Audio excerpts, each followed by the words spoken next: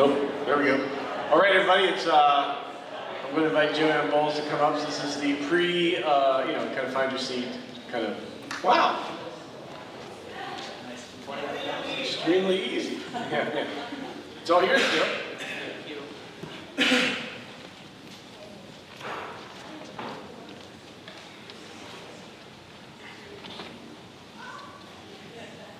My life flows on in endless song above earth's lamentation.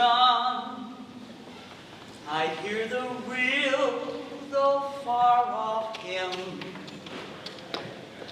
that hails a new creation. Through all the tumult and the strife, I hear its music ringing. It sounds an echo in my soul. How can I keep from singing? What through the tempest loudly roars, I hear the truth, it liveth.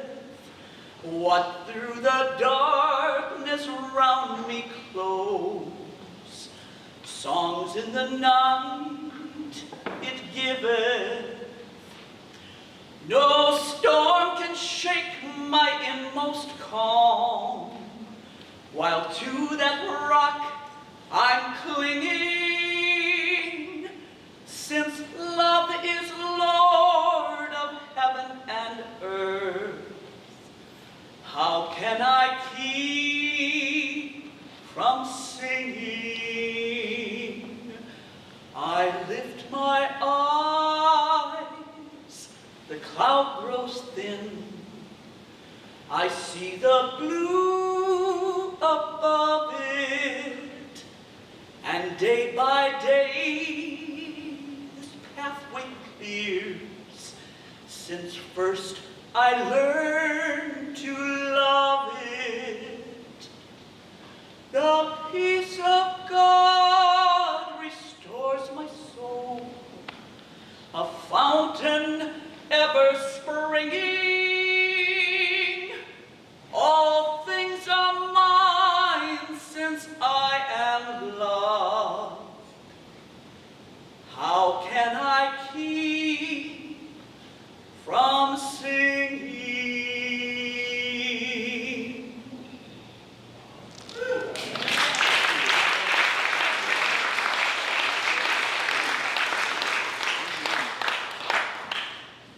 Good morning. That was beautiful. Thank you. For months we've been hearing the land acknowledgement statement, and today you are invited to participate in reading it. On page 2 in your bulletin, you'll see that it's in there and it will be done responsively. I will start and you will read when it says all, and I notice that you get to pronounce all of the words that don't come so naturally to us, but they're listed there phonetically, and do the best you can. Place is more than just a piece of land. It is a piece of who we are. For too long, we have associated this place where Judson Church sits with our European American roots, forgetting the people who called this place home for centuries before us. Minnesota, Makoche, land where the waters reflect the sky, and specifically this part of the Twin Cities, is the ancestral home of the Dakota Wapekute people. It is home to their creation stories. It is where they hunted, fished, harvested, and cared for the land, raised families, celebrated life in community, and laid their loved ones to rest. We acknowledge that we the people, our ancestors and governments, forcibly removed the Wapekute from their ancestral lands through relocation, warfare, execution, imprisonment in concentration camps, starvation, disease, and forced assimilation. Treaties were made and subsequently broken by us. We remember and lament the history of this land. Today we acknowledge and appreciate our Dakota, Anishinaabe, and other indigenous peoples as neighbors and fellow citizens. We commit to do better by our neighbors, to stand with them, and to learn from them as we seek to create a community that sees the Creator's face in everything.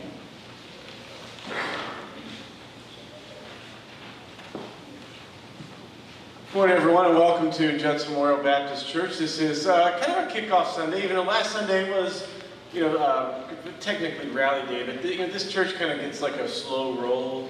So that was kind of our soft opening. So now we get started, kind of. Here we go. So, so what does that mean? Well, the choir's back in full force today. Yeah, feeling good? You're here? Yeah, good. You heard Joanne Bowles earlier. We wanted Joe to be here this summer, but the summer was full. And she said, but I can do the 15th of September. So here we go. But Joe posted on Facebook that she just got back from Williamsburg, Virginia. And she was at Burton Parish, which is the oldest Episcopal church in the United States. Pew number 7. Do you know what pew number 7 is? The Norval pew. So we have our own pew. Not that I get any, benefits from that. I can't even sit there now. But, that's okay.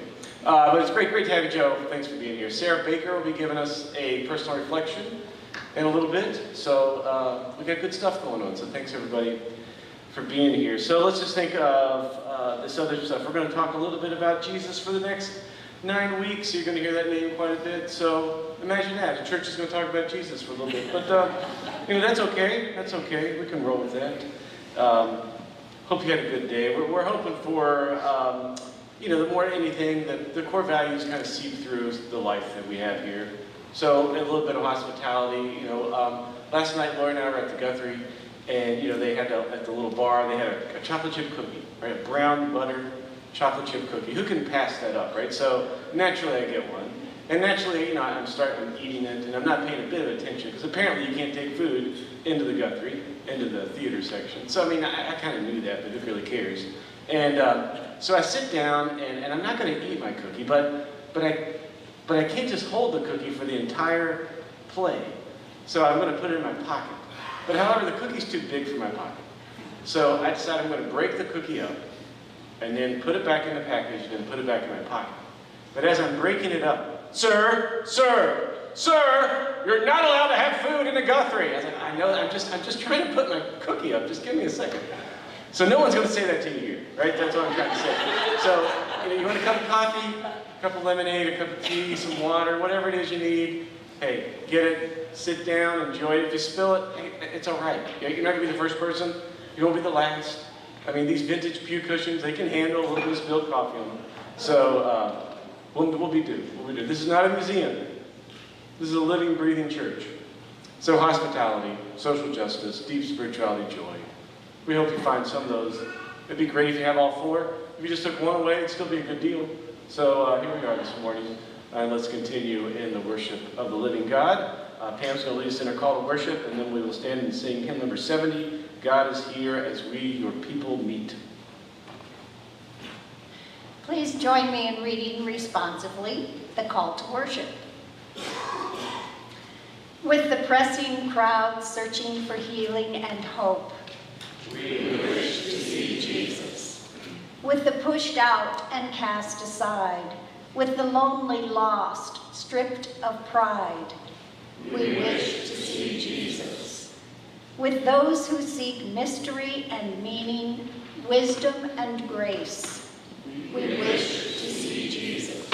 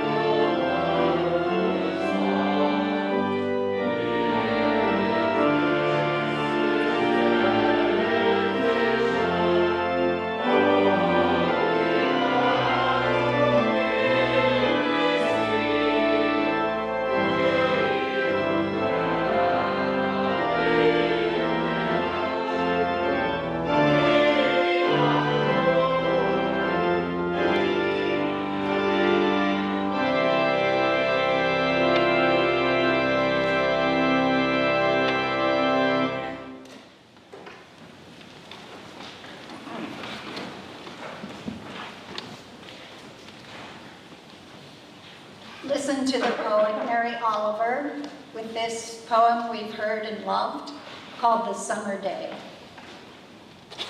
Who made the world?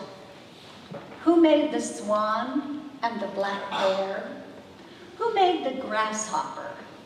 This grasshopper, I mean. The one who has flung herself out of the grass.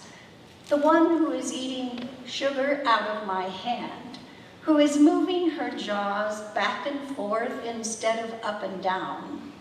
Who is gazing around with her enormous and complicated eyes. Now she lifts her pale forearms and thoroughly washes her face. Now she snaps her wings open and floats away. I don't know exactly what a prayer is. I do know how to pay attention, how to fall down into the grass, how to kneel down in the grass, how to be idle and blessed, how to stroll through the fields, which is what I have been doing all day. Tell me, what else should I have done? Doesn't everything die at last and too soon? Tell me, what is it you plan to do with your one wild and precious life?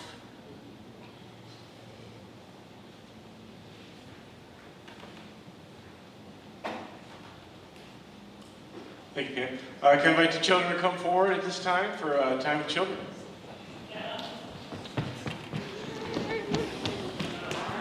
Whoa. We got some show-offs coming on. Hi!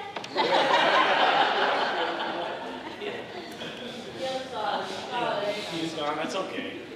It'll be okay with him, right? Yeah, that's all right. Well, good to have everybody back. How y'all doing? Yeah, good summer? Everybody did well? Looks like you grew, so what, about 4 inches altogether? Everybody, like, each one, yeah? School started well? Yeah, you having fun at school? King's gone? You're here. Yeah, you're here. Yeah. You're here? Yes. Good. Yeah, you're here, exactly. Yeah, that's what we like. Okay, so our friends back again, right? So, how did you all miss Corey over the summer? Just say yes, we missed him dearly. We missed Corey dearly. Your parents told you not to lie in church, didn't they? Yeah. Well, I kind of missed you all too, I guess. Yeah. Hey, Corey, we got a guest that's going to be here with us for the next few weeks. Do you mind if we let this guest kind of have center stage for a little bit? I don't know about that. My ego's kind of fragile. Yeah, but would you like to would you share the moment for just a little bit, for just a couple of bits? Well, maybe just this 1 week, okay? But it better not be anybody big. Just somebody kind of minor, okay? Sure, okay. So I'm going to put you in my pocket, and we'll see you in a little bit, okay? Maybe like next week or next couple weeks. I don't like this. Okay. All right, so we're going to put Corey away, and I've got somebody else in my pocket. Yeah, I've got another person in my pocket that I don't think Corey's going to get jealous of, because it's not yeah. You think Corey will get jealous of this person?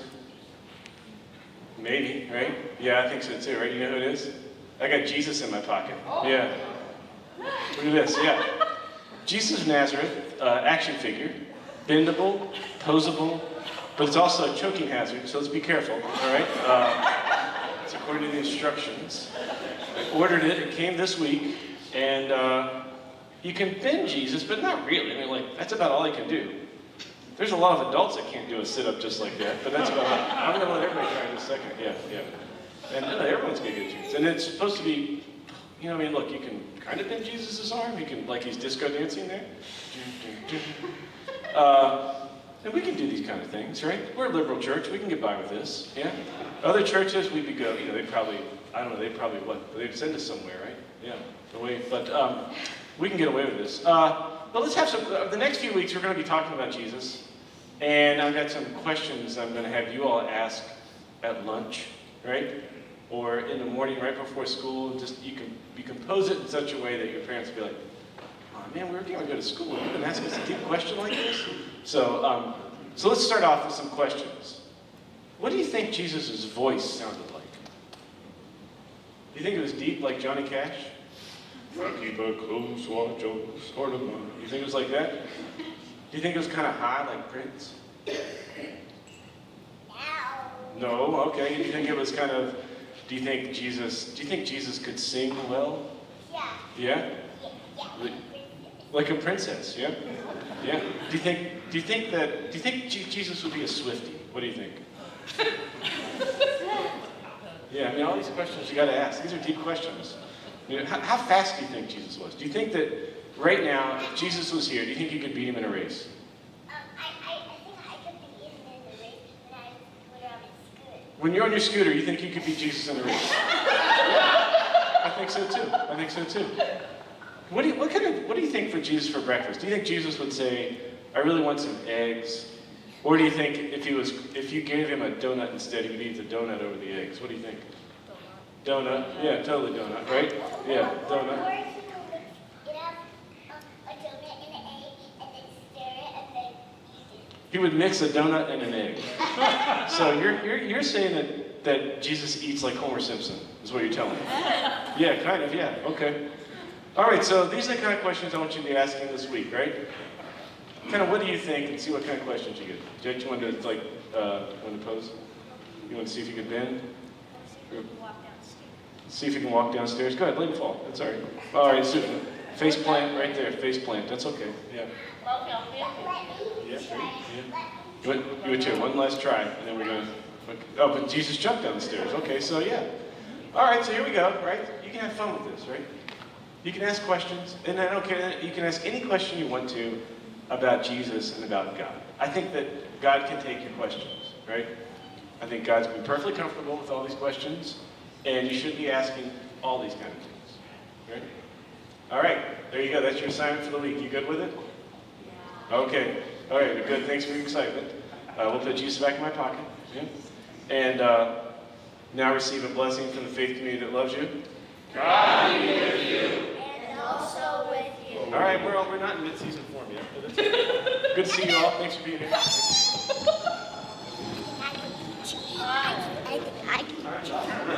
You should keep going. Yeah, bye.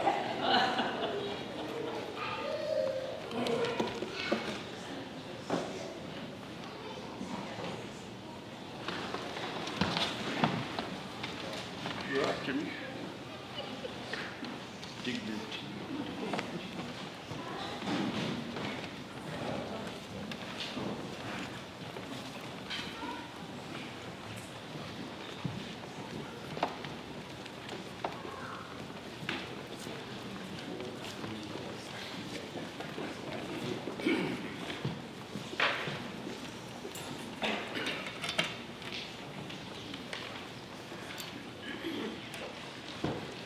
We didn't get Scott's name in the bulletin.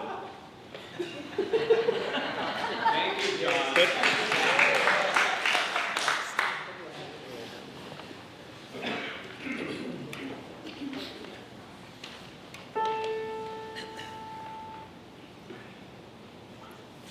Come with me, come wander, come welcome the world, where strangers might smile or where stones may be hurled. Come leave what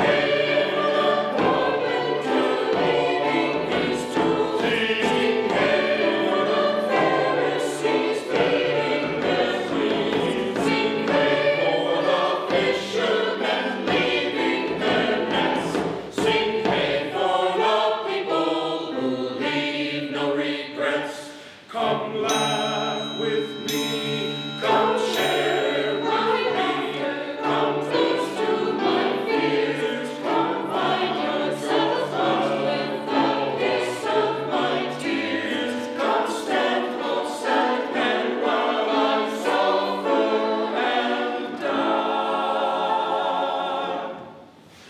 And find in 3 days how I never will lie. Sing hail and carpenter, leaving things to thee. Sing hail of Pharisees, leaving their sins. Sing hail of fishermen, leaving their nets. Sing hail for the people who leave no regrets. Come leave your possessions, come share out your treasure, come give and receive without method or measure. Come loose every bond that's resisting the Spirit, enabling the earth to be yours to inherit. Sing hail and carpenter, leaving his to thee. Sing hail and Pharisees, leaving their sins. Sing hail of fishermen, leaving their nets. Sing hail for the people who leave no regrets. Sing hail and carpenter, leaving his to thee. Sing hail of Pharisees, leaving their sins. Sing hail of fishermen, leaving their nets. Sing hail for the people who leave no regrets.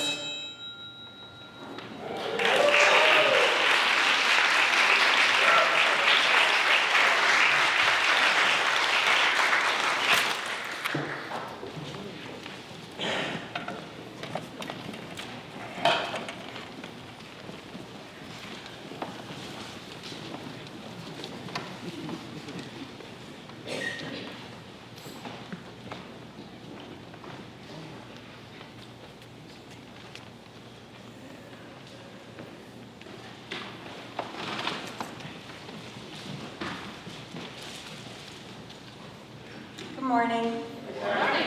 I'm Sarah Baker, and I have a confession to make. I've never spilled coffee on the cushion, but I have come to church the following week and found my coffee cup still under the pew. So I'll try to do better. I'd like to start with a couple of updates. It's been a busy morning of texts for me. Trish McGall wrote from Thailand. They've been pretty devastated by the Typhoon Yagi there, and while she and her family are fine and their house is fine, there's been a lot of devastation, houses washed away, people displaced and missing. So she asked me to bring that up today for you to all hold in your hearts. Good news, I heard from Ann Allring, and Scott's been moved to rehab at Hennepin County Medical Center, so that's huge, yeah. They think he'll be coming home in about a week. And I've heard from several of you who would like to help out by making meals. The more the merrier, so let me know if you're interested in helping out that way. So does anybody know how to get to Carnegie Hall? Practice, practice, practice.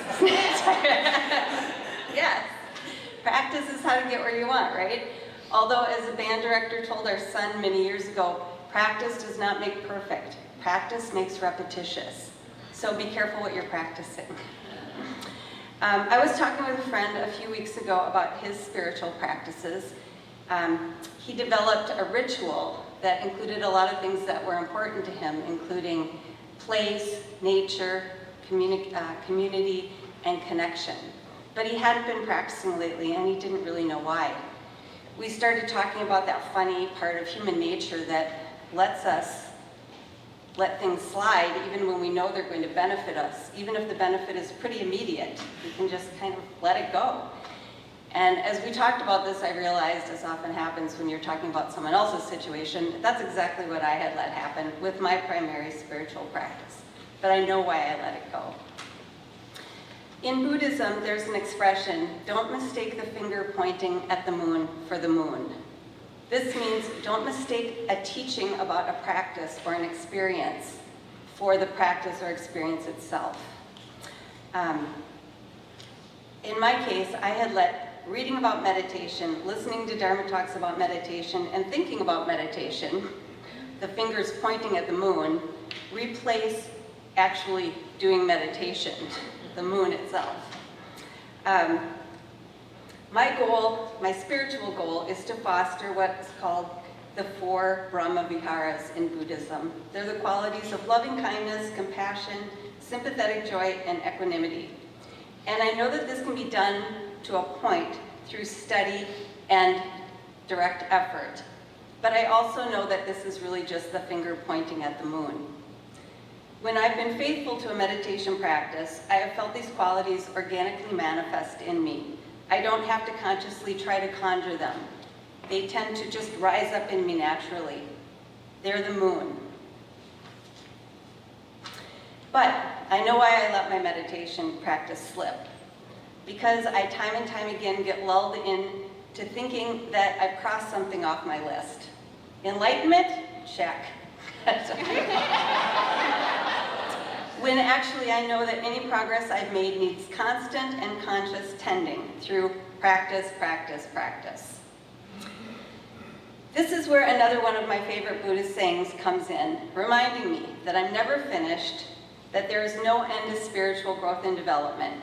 So I will leave you with this. You are perfect as you are, and you could use some improvement.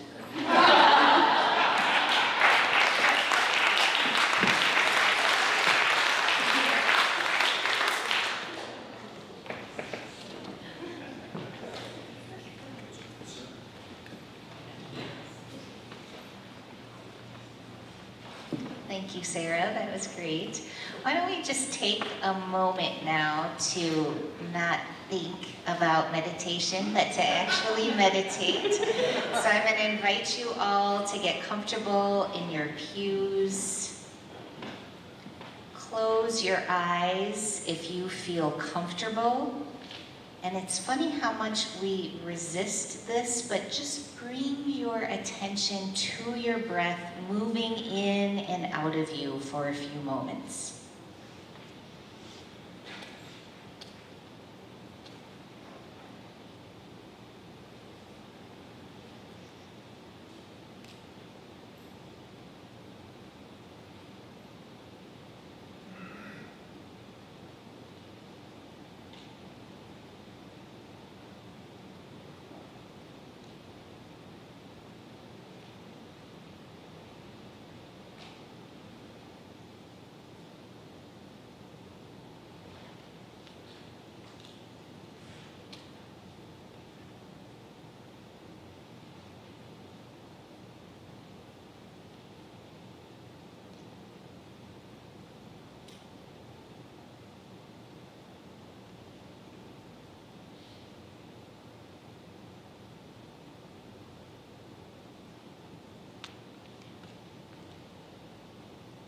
What if there was absolutely nothing that you have to do or think about in this moment, nothing to do except breathe?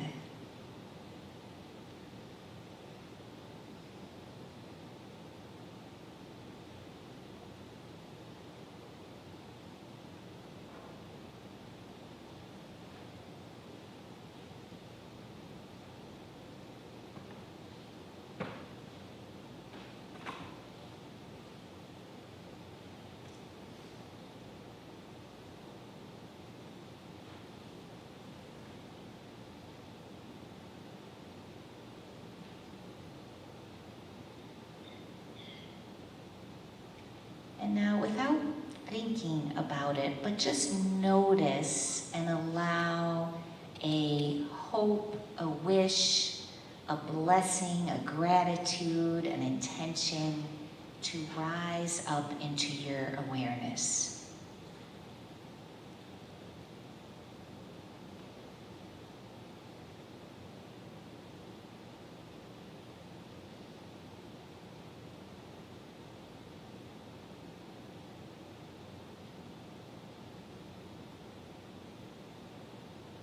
trust whatever comes.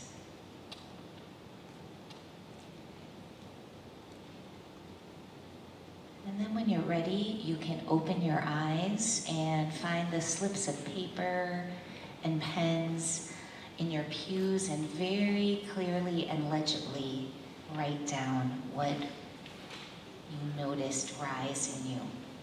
And those that you would like to be shared aloud in community, you can place in the larger wooden bowl.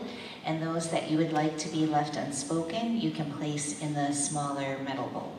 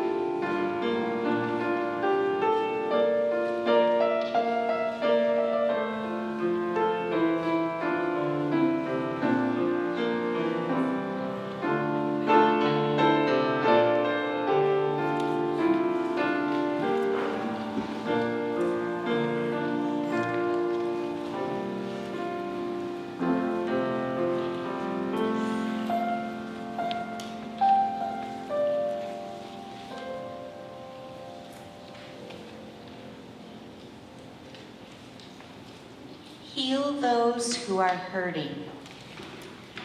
Live each day joyously with intention and gratitude. Carolyn, unfortunately, what arose in me was the bloom of undifferentiated anxiety. Oh well, better luck next time.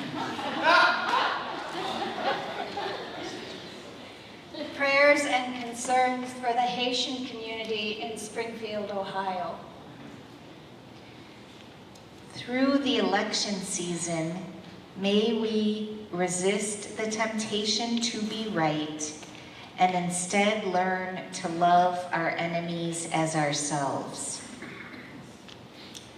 Prayers for the teacher I will be replacing these next 4 weeks as she has surgery tomorrow. Thankful, God does answer prayer. Vote climate. Our future depends on it. Prayers for all people experiencing hate and violence. Prayers for my parents' continued recovery from a tough year of illnesses, injuries, and surgeries. I continue to lift up this world with all of its pain and division. I pray for truth, compassion, and unity. Great gratitude for the gift of forgiveness and kindness. Thankful for Jim, such a talented organist and pianist. Grateful for how hope always returns even after the dark times seem endless. Gratitude for grasshoppers and all creatures, great and small, that abound in nature.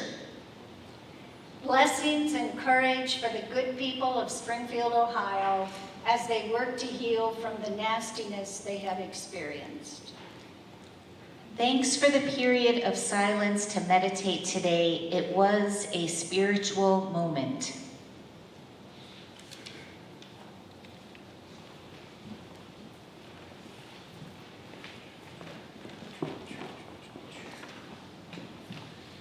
Just a few other things to bring to mind.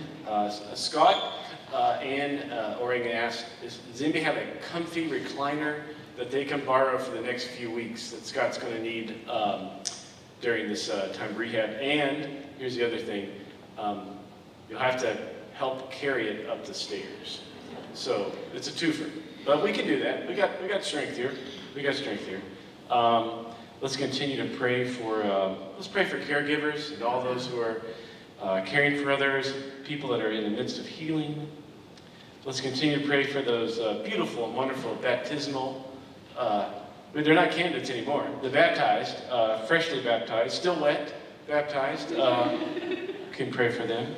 And the folks in Springfield, Adam Grant is the pastor at First Baptist Springfield, and he sent out a request just asking for prayers in the community. And, you know, what's not being said, most of the Haitian refugees that are in Springfield are practicing Christians.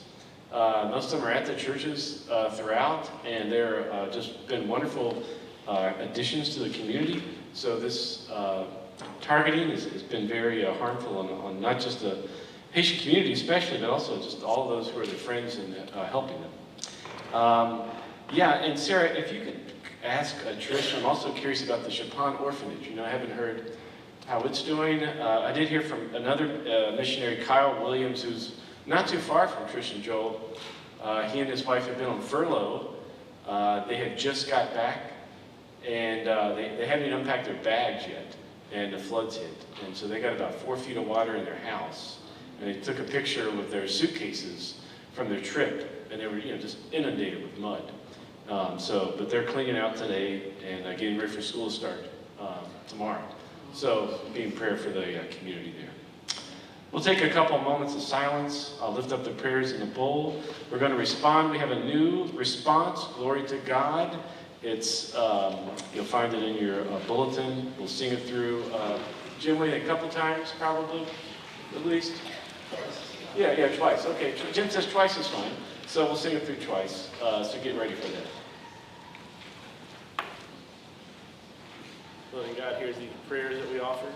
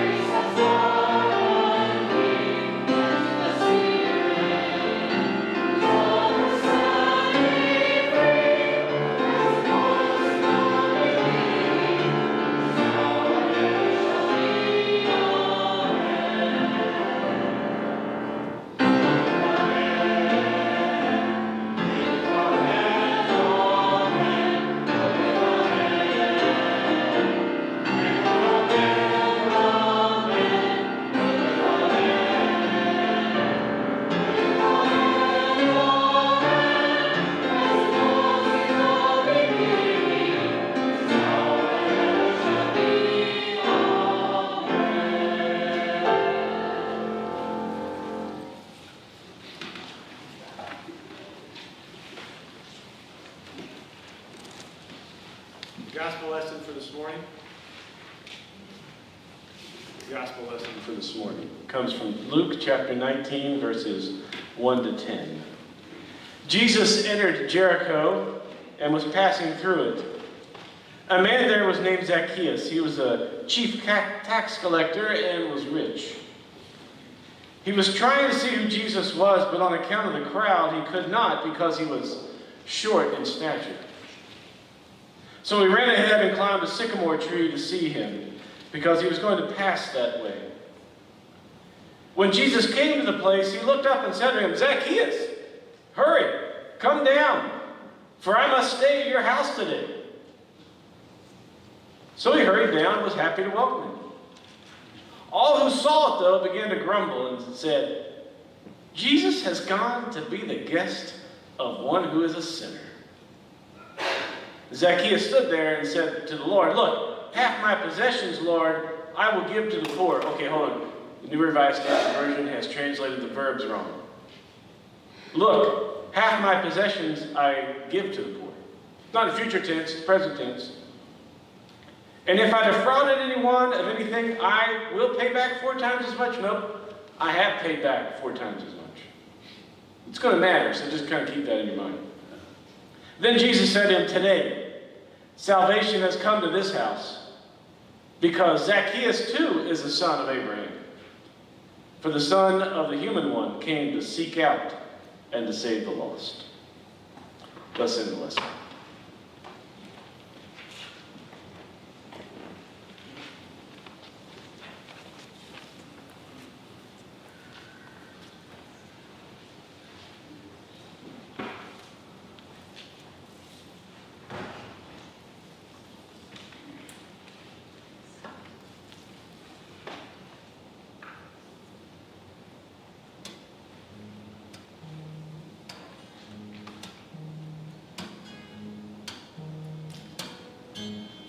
He keeps calling me. He keeps pulling me. He keeps haunting me. He keeps moving me. He keeps calling me home back to his heart. Everywhere I go, and every song I know, every book I read, everything I see, he keeps calling me home back to his heart. Calling me back to the heart of Jesus, calling me back to a life that pleases, calling me back home, back to his heart.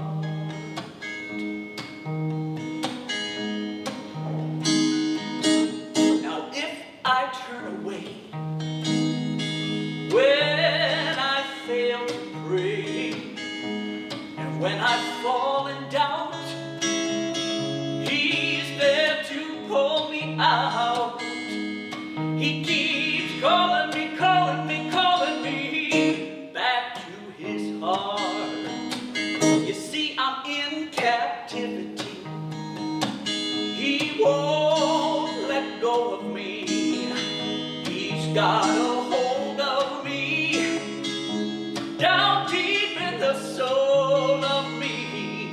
He keeps calling me, calling me, calling me back to his heart. Yes, he's calling me back to the heart of Jesus, calling me back to a life that pleases, calling me back home, calling me back to the heart of Jesus, calling me back to a life that pleases, calling me back home, back to his heart, back to his heart, back to his heart.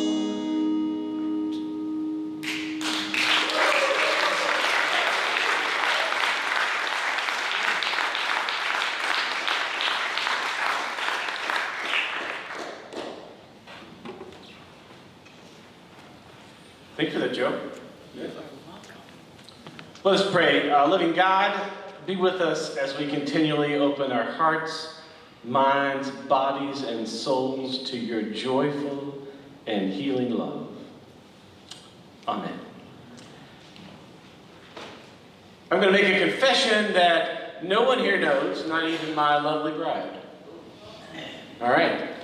3 a.m. every night, every morning, depends on how you look at it. I wake up, and you're probably like, oh yeah, you're almost 50, you just gotta go pee. We all do it, right? No, it's something better, it's deeper than that. Legs are restless, I toss and turn, I am awakened by a nightmare. I'm at a church. It's a church that's carved into a limestone bluff or into a limestone mountain. There's ferns, there's greenery, there's moss. It's kind of place that the sun really doesn't see, but it's really wet and it's always green and verdant. It's a really odd-looking church. But on the inside, it's like a TARDIS. It's bigger on the inside as on the outside, kind of like Judson. It is Judson, but not really. It's one of those things. And it's a nightmare is that every time the church service ends, there's one of those reviews that you have to do, like after you've gone to the doctor, and they send you this email that says, 18 questions they want to know about how they performed. And in this review, it is every aspect of a church service I have to review, but I'm not reviewing it, I'm listening to other people's reviews. And everything checks off. All right, was the music good? Yes. 1 out of 10, it's like an 8. Was the coffee good? Well, it's like a 6, sometimes it's 7. Were the treats tasty? Yes. Were the pews comfortable? Not really. All those things you can imagine. But at the end, what was your experience like? And everybody has a positive experience. But at the end, it's that one little other question that's blank. It's got like 4 inches of space that you can write anything you want to on it. But then it's like, but how come you're not growing? And it's just empty. And I wake up. And then I go pee. Right? And then I go sleep on the couch because my legs are restless. And then I wake up at 6 and the day starts over again. It's just a complete pattern. Every night. Every night. Now today, if you were to ask people, now we're going to let that nightmare kind of simmer. What a great opening scene, right, for a sermon. You can't, they don't teach you that in seminary, right? In a homiletics class. Start with something really bizarre and terrible, and then let people think about it for the rest of the day. Today, if you ask people, why, or what do you think of Christianity? If you just ask a general question and you let people fly with it. Some people will just come up to you out of the blue when they know that you are a minister and tell you everything they don't like about the church. I don't put a sign on that says, tell me all the stuff you hate about the church, right? People just find you and tell you. And this is what they say, right? They'll say something like, okay, the movement started by Jesus, okay, but now it is a largely judgmental, exclusionary, boring, fearful, repressive, drab, patriarchal, homophobic, xenophobic, militant, uninspiring, frowning, and shaming, just to name a few. And then you have that immediate defense. Oh yeah, we're a liberal, progressive church. We're not like that, right? And then they're like, oh, I've got stuff for you too. They will say, indeed, you have your own set of problems. People will say you're too cliquish, that it's difficult to enter and become part of the community. They say liberals expect people to come pre-packaged. They don't want all the problems. They don't have to rethink and reconstruct their theology. They want you to come already reconstructed and ready to go. Ready to sign up for a committee, to give generously of your time and wealth, and that you will know all of the inside language and codes. The message in liberal progressive churches is largely take up your cross and relax. Right? We have no major expectations for you. And then finally, a line I heard this week, they said this is probably the subtext of every mainline liberal progressive church. Let's grow old together and die.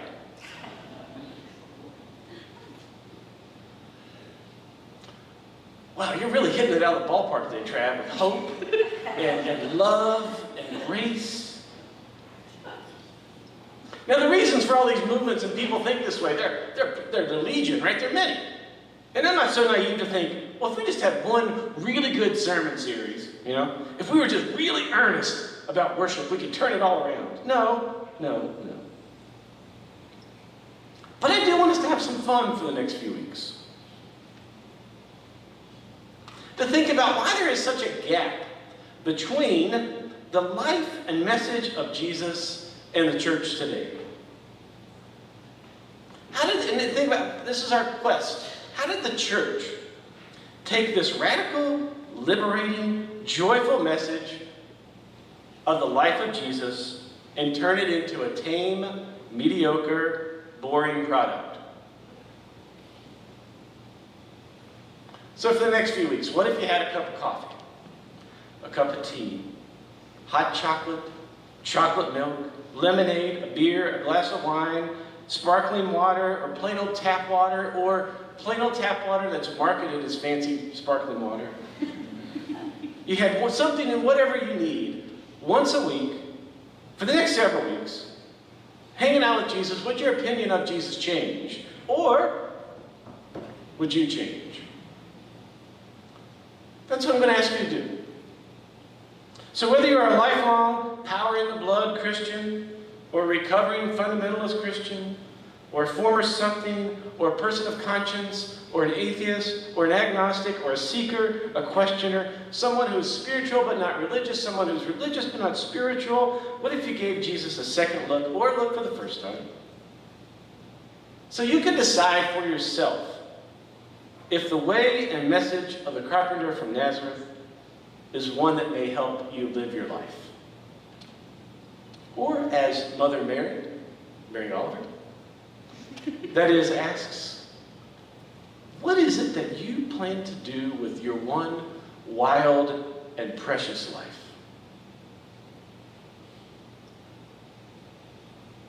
Now, we have all been in community with people who have received the news that they only have a few more weeks to live. And the goal of life for most of those people becomes crystal clear. Make amends. Spend time with family and friends, and tell the people that you love them as much as you can. It can be a beautiful, extended goodbye. Sadly, not all of us get that opportunity. But then the question becomes, what about for those of us who have been in community with those people? We don't want to take life for granted, but we're still in the land of the living.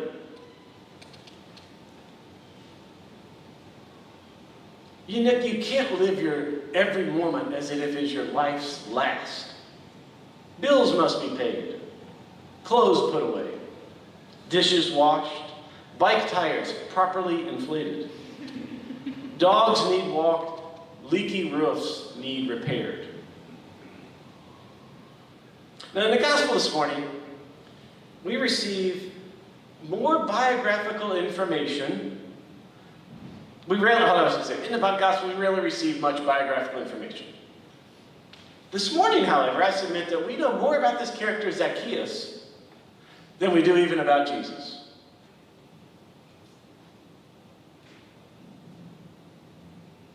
We know his name, Zacchaeus. We know his job, chief tax collector. You may tell me what Jesus' job was?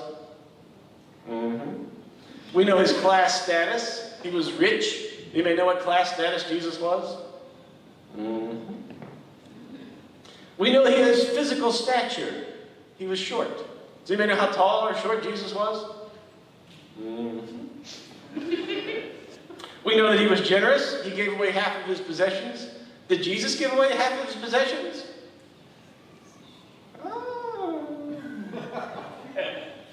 And we know that he had a capacious heart.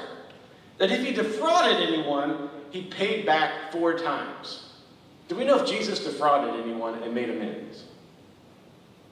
I'm just saying a question, right? Just a question. Because we have so much information about Zacchaeus, we think, well, surely This minor character in the Bible is the example of what we should do in our lives. But don't for 1 second think that's the case. This is a setup, folks. A setup. So if you think the carpet's about to be pulled out from under you, it is. So go ahead and put your feet down as hard as you want, but it's still going to get pulled out from under you. Now here's the thing. You can almost say that Zacchaeus is the patron saint of the reparations movement, which he is. If you want a saint in the Bible, it's Zacchaeus. I give away half my possessions. If I defrauded anyone, I pay back 4 times as much. This week I heard a wonderful The War on Cars. If you don't subscribe to the War on Cars podcast, I invite you to. This week it was with Rick Steves. I've never thought about Rick Steves as a millionaire, have you? But of course Rick Steves is a millionaire, right? I mean, like, have you ever turned on PBS and there's not a Rick Steves show? You could go down to the Minnesota Orchestra, and Rick Steves will do a concert with the Minnesota Orchestra, walking you through all the places in Europe. Lori and I went to it one time. We were so far, and then afterwards he did a book signing. And we were up on the ledge looking down, and he was right below me. And I'll tell you this much, Rick Steves has a comb over.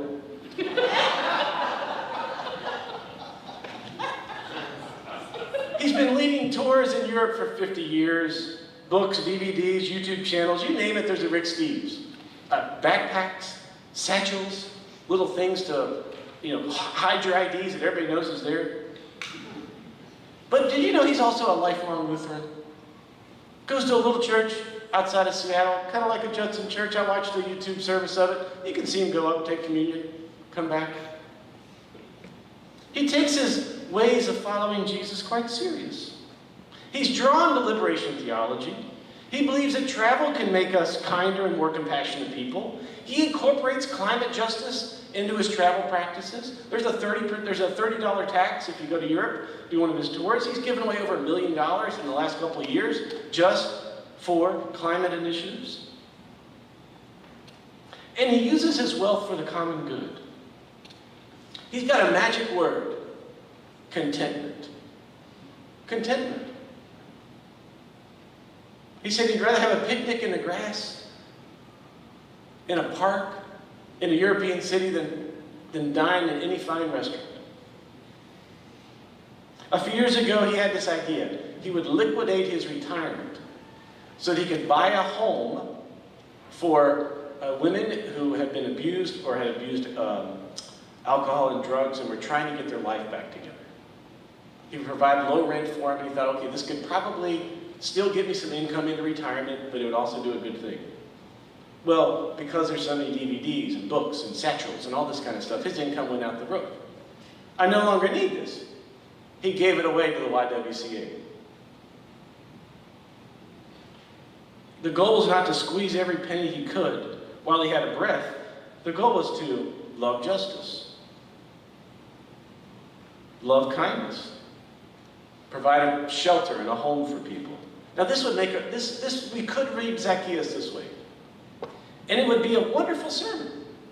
And we could all think about the ways that we could use our wealth for the common good. But this is like a peripheral story of Zacchaeus. The real story is, why are people so mad that Jesus was walking, talking, eating, and spending time with Zacchaeus? So while you're comfortable, but not too comfortable, we're going to take a little trip back to Bible land. So prepare yourselves. And imagine now we are in the 1st century. 1st century Rome has farmed out the tax collection system to double agents. People who were from the community, but also worked for Rome. Because tax collectors were viewed as traitors. So the best thing, the analogy I can have for you, imagine if Bernie Sanders left Congress and took a job as the CEO of United Healthcare or Wells Fargo. Tax collectors in the first century were Jews who collaborated with the enemy occupiers in Rome. Tax collectors were also free agents. They could charge whatever they wanted to, as long as Rome got their quota. So Jesus knew that if he could welcome and bring tax collectors into his circle, then the movement could bring real change to the community. Jesus was never going to lead an army against Rome. But he wasn't going to let the great religious tradition of Israel become a historic relic either. He could still offer a way for people to live in community with integrity and by seeing each person as a child of the living God. Okay, we're going to leave Bible Land now. Back to where we are now. Mother Teresa used to say that the problem with the world is that we draw our circles of family too small. In that regard, we never really did leave Bible Land, did we? We're still there. You can imagine Zacchaeus running along the route of Jesus, and each time that he goes to get up in front of the line, the people there come in front of him, from the left and from the right, and block him. You can imagine the people believing only the stereotypes about Zacchaeus, never giving him a chance. If we believe his words in the present tense, he gave away half his money, amended the wrongs he committed, but people would not make room in their circles to include Zacchaeus. When we review the criticism of a liberal church and a conservative church, back there at the beginning, back when I think about my own nightmare, in all honesty, it's the same criticism. Your church is too small. There's no room for me in your circle. There's not a seat at the table for me. Scholars Rita Nakashima Brock and Rebecca Ann Parker, they wrote a marvelous book on paradise, regaining paradise. And they show that for the first 1,000 years of Christianity, the crucifix was not an art piece or a central piece of liturgy in the Christian tradition.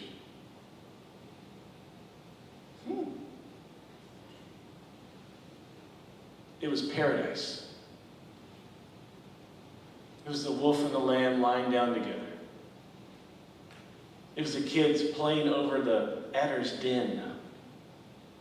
It was deers drinking out of the streams. It was people lying by still waters.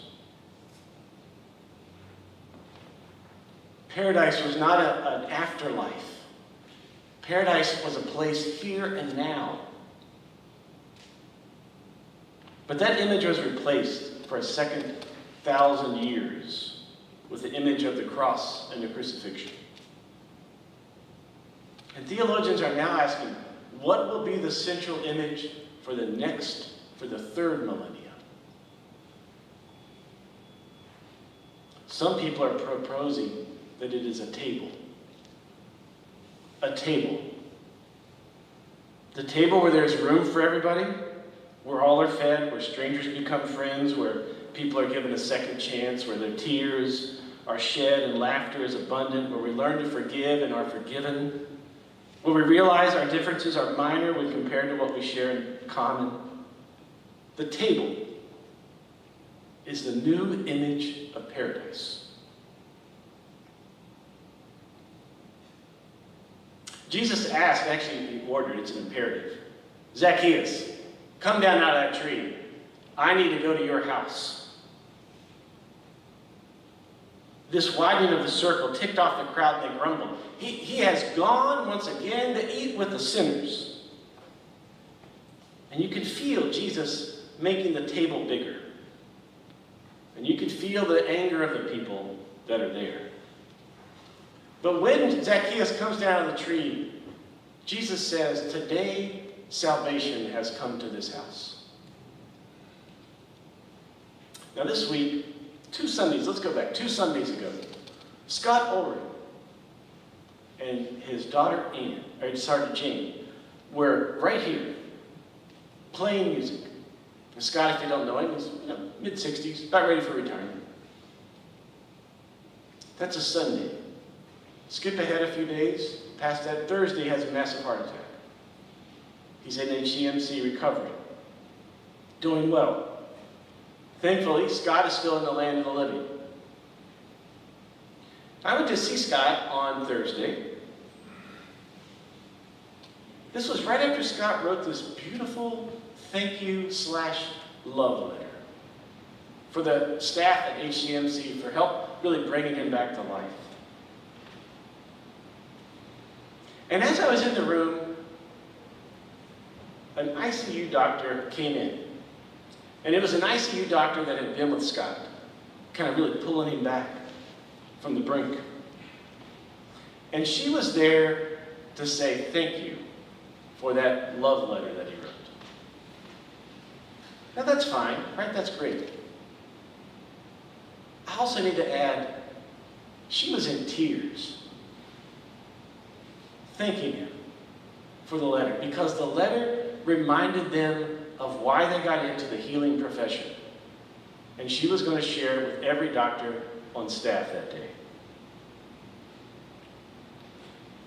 As I was standing in that room, and as she was sharing her heart, as Scott was sitting there receiving this gratitude, there was no place more holier than that place. It was holier than Rome, Canterbury, or Jerusalem. And all I could hear was Jesus' voice again and again saying, today, salvation has come to this house. Because salvation is not about securing a prime slot in the afterlife. Salvation is always about life here and now. Living a life of love, of gratitude, of forgiveness, of meaning and purpose. About making the table bigger, about making the circle wider, about giving a second chance, about seeing where there was death and no chance to see life in a new way.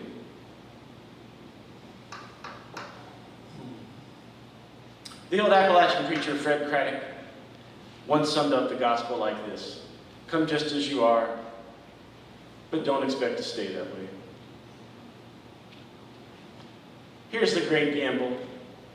When you start having coffee with Jesus,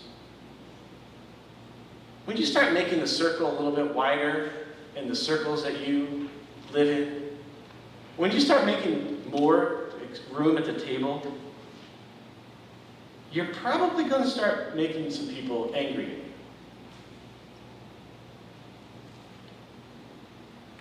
You might start, when you start giving people second chances, when no one else will.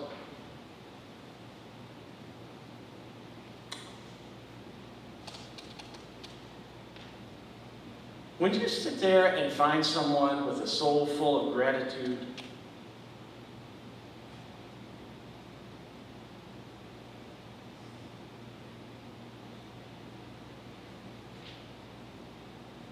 how about this? If you're willing to make the circle a little bit bigger, if you're willing to put an extra seat at the table, some people are going to get angry, but some other people are going to get really happy. When you're in that kind of place, and all you can say is thank you, and expect gratitude, you're going to make some people happy. When you start telling people how thankful you are for their presence in your life, when you have people weeping because you express that you see and acknowledge their beauty and truth, salvation has come to your house. Here's the thing I should have probably told you about the nightmare.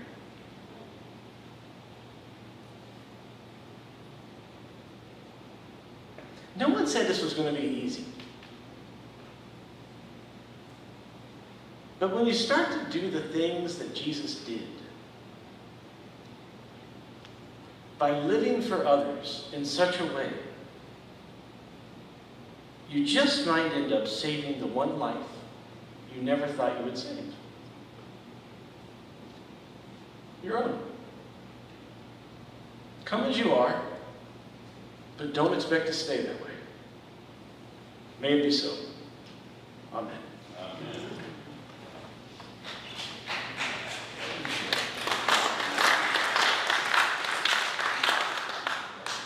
So from now on, we're going to, we forgot the question of the day.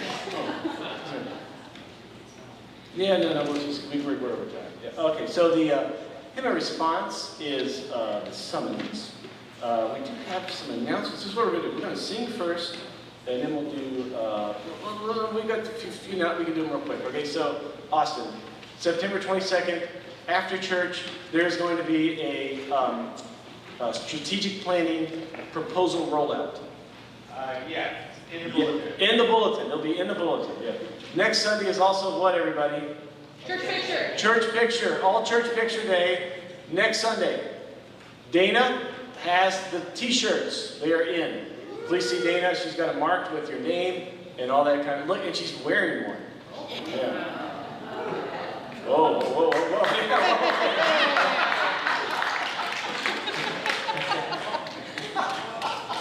Let's keep our clothes on, everybody, and we got that going on. So other things are going on. Also, the sign-up sheet for, we got a sign-up sheet for small groups. I'd like for you to start looking for the book that we are looking at, Jesus' Vision for Your One Wild and Precious Life. Also, September 29th is Michaelmas Sunday. It's a big day, Celtic festival, harvest festival, and there's a bread for it, Michaelmas bread, struan. And many of you are like, man, I'd really like to make a loaf of struan. And now you can. So here's the recipe that we have for you to make that. Please make it, bring it on the 29th. Okay, those are the big things we need to say, and we're going to go from there. For the hymn, because one of those is technically is a communion verse, correct? Or is that in the other one? Okay, so we're going to do this. We're just going to do the odd verses, all right? Odd verses. Because we're an odd group, 1, 3, and 5.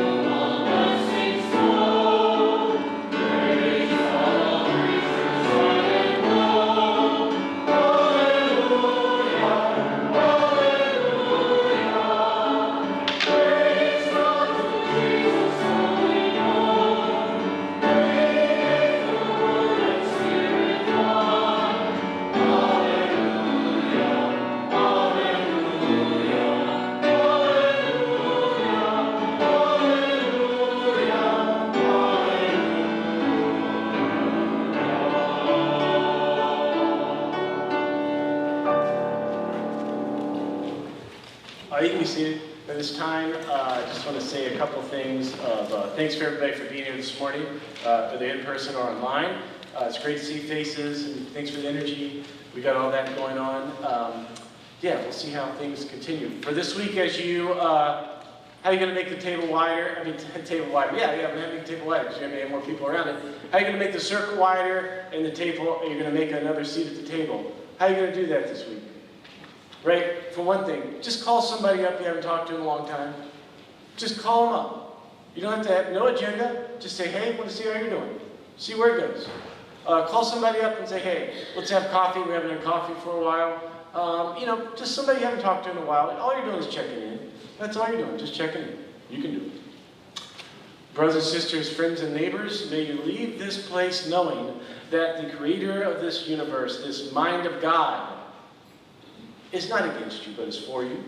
That Emmanuel, God and Jesus Christ, will never forsake you and is with you from now until the end of time. That the Holy Spirit is not your accuser, but is your advocate as you go and love this world into a new existence. May it be so. May it be so. May you do so with tender hands, outstretched arms, and just loving eyes. Amen.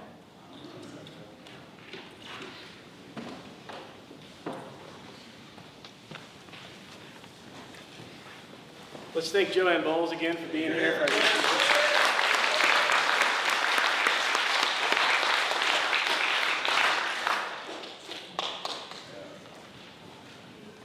It's always wonderful to be at Judson, so it's great to see some familiar faces and some new. I'm going to end with a very familiar hymn, something that I'm always trying to do with that earlier song, Back to His Heart.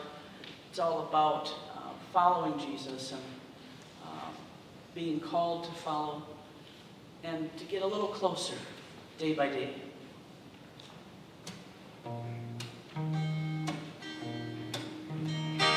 I am weak, but thou art strong. Jesus, keep me from all wrong. I'll be satisfied as long as I walk. Let me walk close to thee. Everybody, just a closer walk with thee. Granted, Jesus is my plea.